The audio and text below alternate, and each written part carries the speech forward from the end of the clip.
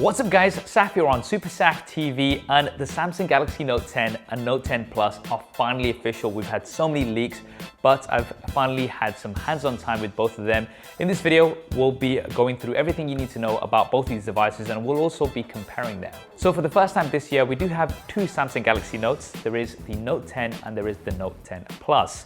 Now, as the name suggests, the Plus version is the larger version, and it also has a larger display, a 6.8-inch display versus the 6.3-inch display on the Note 10. Both displays have dynamic AMOLED technology and are HDR10 Plus certified.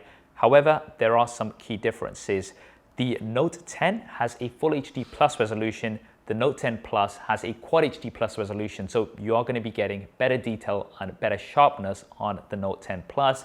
Unfortunately, we don't have any high refresh rates like we've seen on lots of the other competition. That's something that I know a lot of guys were hopeful for, but we've not got it this time. So overall, although the Note 10 is more compact and definitely more comfortable to hold in one hand, you do get a larger and overall better display on the Note 10 Plus. Now this year, Samsung have gone for the Infinity O design, so that's the punch out. This time it is in the middle, not on the right hand side like we had on the Samsung Galaxy S10 and S10 Plus. The screen to body ratio is very high. It's not completely bezel-less and with a pop-up camera or anything like that, but you still do have a very high screen to body ratio on both devices. Now for the builds, both have Samsung's traditional glass and metal sandwich. So we've got a metal frame with curved glass panels on the front and back, and we still have IP68 Water Dust Resistance. So both of them do feel really premium in the hand. Now when it comes to the cameras, for hardware, they are quite similar to the Samsung Galaxy S10s. So we've got a primary 12 megapixel camera with a variable aperture, f1.5 and f2.4. Then we've got a secondary telephoto camera, which is going to give you 2x optical zoom. This has this time an f2.1 aperture, so that should let in more light compared to the f2.4 that we had on the S10s. And then we've got a 16 megapixel ultra wide camera with an f2.2 aperture. This is something that I really like on the S10s. It's one of my favorites, and we now have this on the Note 10s.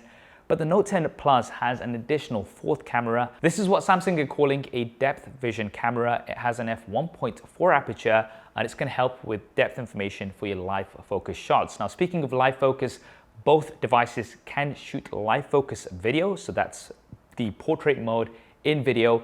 Really interested to check those out and want to see how they perform. Of course, we're going to be doing lots of SuperSaf style camera comparisons. Definitely let me know in the comments below which device you'd like me to compare the Note 10 Plus to first. Now for the front-facing camera, we have a 10 megapixel front-facing camera with an f2.2 aperture. This also has a live focus mode. Now it doesn't have the secondary camera that the S10 Plus had, so it'll be interesting to see how well it does live focus. Now for the internals, both devices are powered by either the Qualcomm Snapdragon 855 chipset or Samsung's Exynos 9825. So it is nice that we've got the 9825, but unfortunately we don't have the 855 Plus, which we were hoping for. For RAM, the Note 10 comes with 8 GB of RAM, and the Note 10 Plus comes with a base of 12 GB of RAM. And we've got two 5/6 GB storage options on both of these as a base, with the S10 Plus going up to 512 GB.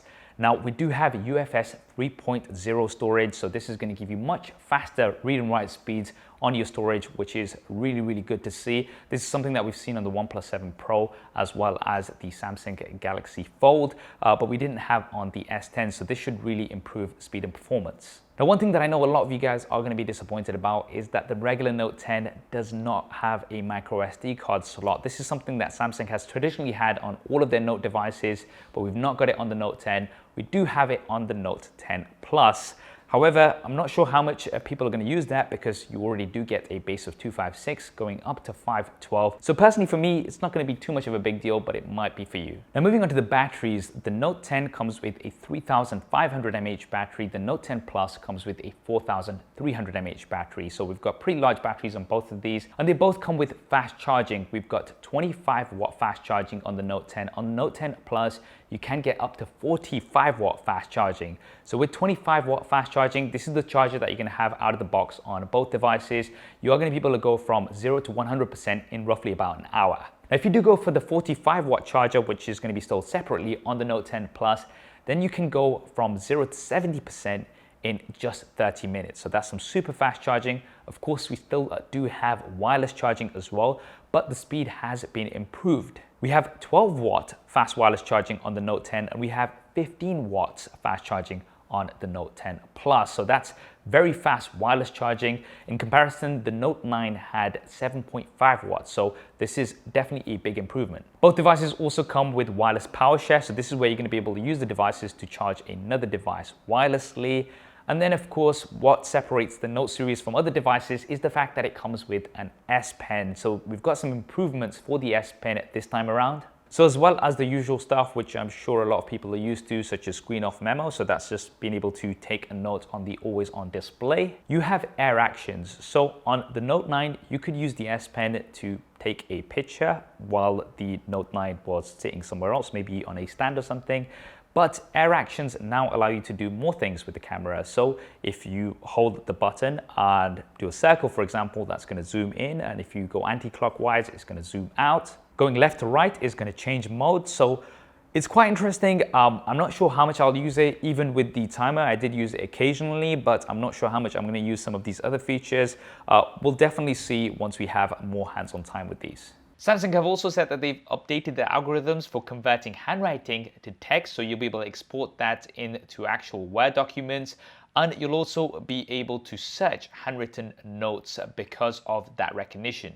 You've also now got a built-in screen recording feature, so not only can you record the screen, but you can also have the front-facing camera active, so this should help if you're somebody who's a gamer maybe and want to record your reactions. And we also have link to Windows. So this is going to be a wireless link between Windows and your phone. So if you get a text message, this is going to pop up on your computer screen and you'll be able to access your recent photos as well. Now, in addition to that, we do have an ultrasonic in-display fingerprint scanner on both the Note 10 and the Note 10 Plus. But we no longer have a 3.5mm jack. RIP to the 3.5mm jack. Samsung, one of the only manufacturers kind of holding on to that, and we had it on the Galaxy S devices, but it looks like they are finally saying goodbye. If you are somebody who does find that important, then I'm sure you're going to be very, very disappointed. Now, one thing that might kind of make up for losing the 3.5mm jack is the fact that we no longer have a dedicated Bixby button. So you can still access Bixby, but this is going to be on the power button. If you press and hold the power button, you'll be able to activate Bixby, but there is not going to be a separate dedicated button this time. Yay! There's also improvements to DeX, so now you can connect the Note 10 or the Note 10 Plus via USB Type-C to a computer, and you're going to be able to use more of a desktop interface. And you also have Adobe Rush optimized for Galaxy, so if you are somebody who's into video editing, it looks like Samsung is also taking this quite seriously. Now finally, let's talk about pricing and availability. So the Note 10 is going to be starting at $950. The Note 10 Plus is going to be starting at $1,100. Now there is going to be a 5G version available as well of the Note 10 Plus. I'm not sure about the pricing of that as yet, but these are the sort of base prices you can expect for these new devices. And that's everything that you need to know about the Note 10 and the Note 10 Plus. What do you guys think of these devices? Definitely drop me a comment below and let me know your thoughts. I hope you enjoyed this video and found it useful. If you did, then do hit that thumbs up button for me. And if you haven't already, then be sure to subscribe and hit that bell icon so you don't miss any further coverage. Thanks for watching. This is Saf on SuperSaf TV, and I'll see you next time.